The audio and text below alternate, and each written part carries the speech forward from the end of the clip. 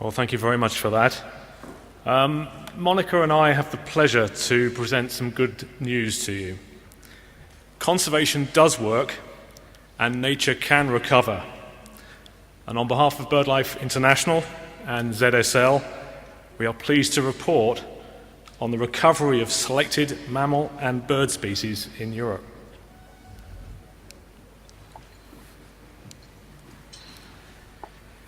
So biodiversity is in decline globally, and we are failing to meet biodiversity targets.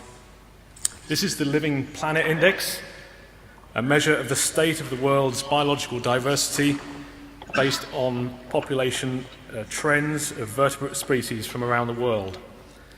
And you can see the global trend is declining. However, against this decline, the trend for the Palearctic is showing an increase.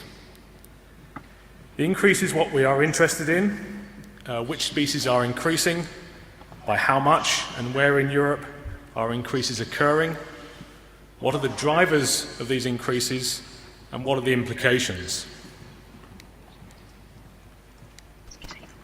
To answer these questions, we focused on a select subset, and I must stress this, of mammal and bird species, which have shown notable comebacks in Europe. For each species, we looked at trends in population size and the area of distribution in Europe over time.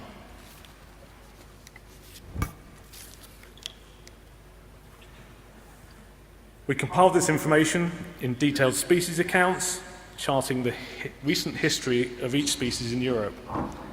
And I will briefly take you through two examples of the case studies we produced. So here is the case study for the Eurasian beaver.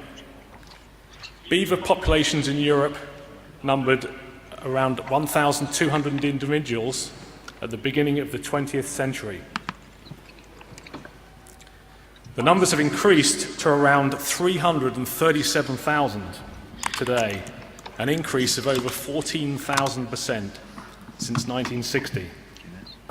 The species range has also increased by 550% since 1955.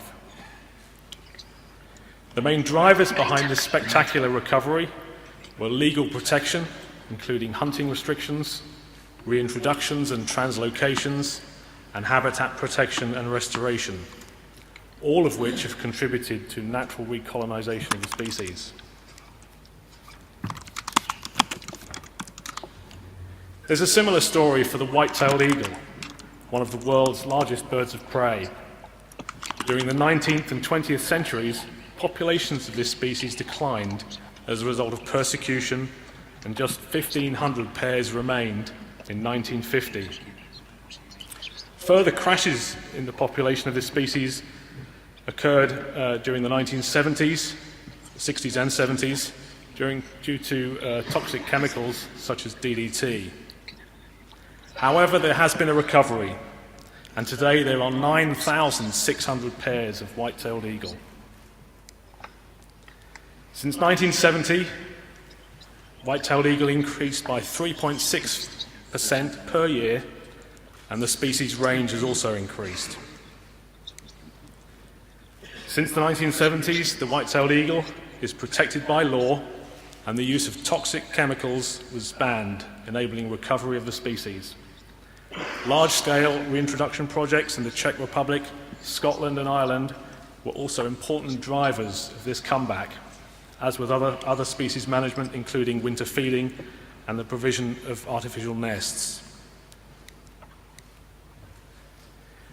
There are changes in population size for a number of other mammal species between 1960 and 2005.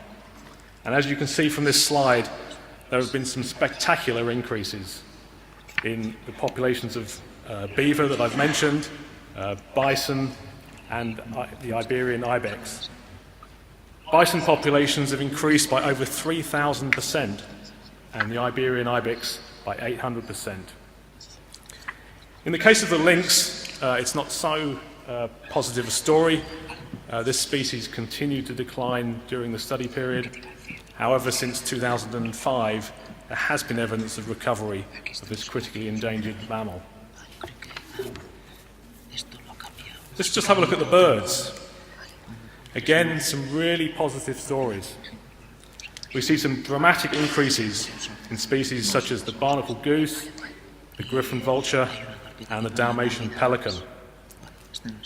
In my career in conservation, I've seen the population of Dalmatian pelican increase by over 200%. The red kite is not such a positive story, and we're only starting to see very recently a recovery, but that too has increased by 10% since around 2000. And if you want to see two species that are making a comeback, you don't have to walk very far from this auditorium. Visit the cathedral here in Salamanca, look up, and you can see white stork and lesser kestrel nesting on the cathedral. So let's have a look at a little bit more behind the change in the status and distribution of these mammals and birds. Although there are problems with the resolution and accuracy of historical range maps, it is still possible to assess range expansions across Europe for a number of species.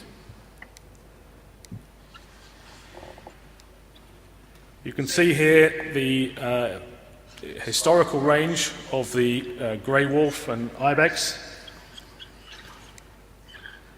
You can see how over time the wolf has contracted in range, but the elk has increased.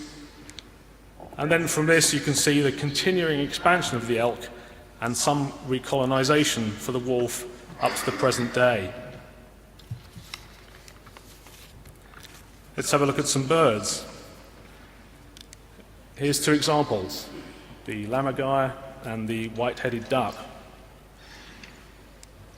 The historical distribution in the 19th and early 20th century is shown in grey. There was a severe contraction in the 1950s and 1970s, shown in red, and then a substantial recolonization to the present day. In the case of the bearded vulture, this has been brought about through large-scale reintroduction programs, which has enabled the recolonization of the Alps, and in the case of the white-headed duck, intensive conservation work here in Spain. I think it's important to recognize the great conservation achievements here in Spain for white-headed duck, griffon vulture, and many other species. So what was the cause of the historic decline in birds? Persecution was clearly one of the major drivers of decline, followed by habitat loss and degradation.